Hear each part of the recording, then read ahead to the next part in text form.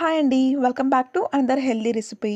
ఈరోజు మనం చిన్న చిన్న గిన్నెల్లో హెల్తీ రాగిపిండి బెల్లంతో ఎగ్లెస్ కప్ కేక్ను ఎలా ప్రిపేర్ చేసేసుకోవాలో చూసేద్దాం.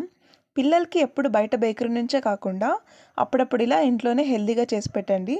పిల్లలు కూడా బాగా ఎంజాయ్ చేస్తూ తింటారు. కేక్ చూడండి ఎంత సాఫ్ట్గా వచ్చిందో. సింపుల్గా ఇంట్లో ఉన్న ఇంగ్రీడియంట్స్తోనే ప్రిపేర్ చేసేసుకోవచ్చు. దీనికోసం స్టవ్ పైన ప్యాన్ ఉంచి 2 కప్స్ ఆఫ్ తాటి బెల్లం అయితే తీసుకుంటున్నాను. మీరు ఈ తాటి బెల్లం ప్లేస్లో నార్మల్ బెల్లం కూడా యూజ్ చేసుకోవచ్చు. ఇందులో 3 స్పూన్స్ ఆఫ్ వాటర్ని పోసి బెల్లంని పూర్తిగా కరిగించుకోవాలి.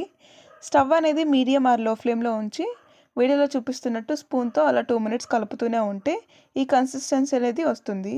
ఇప్పుడు మనం స్టవ్ అనేది ఆఫ్ చేసి బెల్లం సిరప్ హీట్గా ఉన్నప్పుడే మనం పూర్తిగా ఫిల్టర్ చేసేసుకోవాలి. ఇఫ్ మీరు స్వీట్ కొంచెం ఎక్కువ తింటారనుకుంటే 1/2 కప్ ఎక్స్ట్రా బెల్లంని కూడా తీసుకోవచ్చు. ఇలా పూర్తిగా ఫిల్టర్ చేసుకున్న తర్వాత పూర్తిగా చల్లార్చుకోవాలి. ఇప్పుడు మనం కేక్ బేకింగ్ కోసం ఒక మందపాటి గిన్నె అయితే కావాలి. దీనికోసం నేను ఎక్కడైతే కుక్కర్ని యూజ్ చేస్తున్నాను. మీ దగ్గర స్టాండ్ ఉంటే స్టాండ్, లేదా స్టాండ్ ప్లేస్లో ఇలా ఒక బౌల్ తీసుకొని బౌల్ ఇచ్చి పెట్టేసుకోవాలి. అలాగే బేస్ కోసం ఒక ప్లేట్ని అయితే వీడియోలో చూపిస్తున్నట్టు పెట్టుకోవాలి. ఇప్పుడు స్టవ్ అనేది మీడియం ఫ్లేమ్లో ఉంచేసి ఒక 15 మినిట్స్ అలాగే వదిలేసేయండి. ఇప్పుడు మనం మరో బౌల్ తీసుకొని అందులో ఒక 1/2 కప్ ఆయిల్ అయితే పోస్తున్నాను. మీరు సన్ఫ్లవర్, గ్రౌండ్ నట్ ఏదైనా పర్లేదు. ఇప్పుడు పూర్తిగా చల్లార్చి పెట్టుకున్న బెల్లం సిరప్ని ఇందులోకి యాడ్ చేసేసేయండి. అలాగే ఫ్లేవర్ కోసం 1 స్పూన్ వెనిలా ఎసెన్షియల్ ఆయిల్ని కూడా యాడ్ చేయండి. ఇది మీ జస్ట్ ఆప్షనల్ మాత్రమే అండి, మీరు వద్దనుకుంటే స్కిప్ చేసేయచ్చు. అలాగే 1 మీడియం కప్ పెరుగును కూడా యాడ్ చేసి ఇప్పుడు అన్ని ఇంగ్రీడియంట్స్ బాగా మిక్స్ అయ్యేలాగా మిక్స్ చేసుకోండి. అలా మిక్స్ చేసుకున్న తర్వాత వీడియో చూపిస్తున్నట్టు ఈ కప్తో నేను 1 కప్ గోధుమ పిండిని అయితే తీసుకుంటున్నాను. మీరు ఏ కప్తో గోధుమ పిండి తీసుకుంటున్నారో సేమ్ కప్తో రాగి పిండిని కూడా యాడ్ చేసేసేయండి. అలాగే ఇప్పుడు 2 స్పూన్స్ ఆఫ్ కోకో పౌడర్ని కూడా యాడ్ చేస్తున్నాను. ఇది జస్ట్ ఆప్షనల్ మాత్రమే అండి, మీరు వద్దనుకుంటే స్కిప్ చేయొచ్చు. కోకో పౌడర్ యాడ్ చేయడం వల్ల చాక్లెట్ ఫ్లేవర్ అనేది యాడ్ అవుతుంది. నేనైతే ఈ బ్రాండ్ కోకో పౌడర్ని అయితే యూజ్ చేస్తున్నాను. ఇది ఆన్లైన్లో కూడా అవైలబుల్ ఉంది. అలాగే చిటికెడు సాల్ట్, 1/2 స్పూన్ బేకింగ్ సోడా వేసుకోవాలి. ఇప్పుడు కాచి చల్లార్చుకున్న మిల్క్ని కూడా యాడ్ చేసి అన్ని ఇంగ్రీడియంట్స్ మంచిగా మిక్స్ అయ్యేలాగా మిక్స్ చేసుకోండి. ఒక 2 నుంచి 4 నిమిషాల వరకు ఇలా కలుపుతూ ఉండాలి. మనం కలుపుతున్నప్పుడు సేమ్ డైరెక్షన్లో మాత్రమే కలపాలి. ఇలా కలిపిన తర్వాత వీడియోలో చూపిస్తున్నట్టు ఈ కన్సిస్టెన్సీకి అయితే బ్యాటర్ అనేది వస్తుంది. ఇప్పుడు ఈ బ్యాటర్ని పక్కన ఉంచేసుకోవాలి.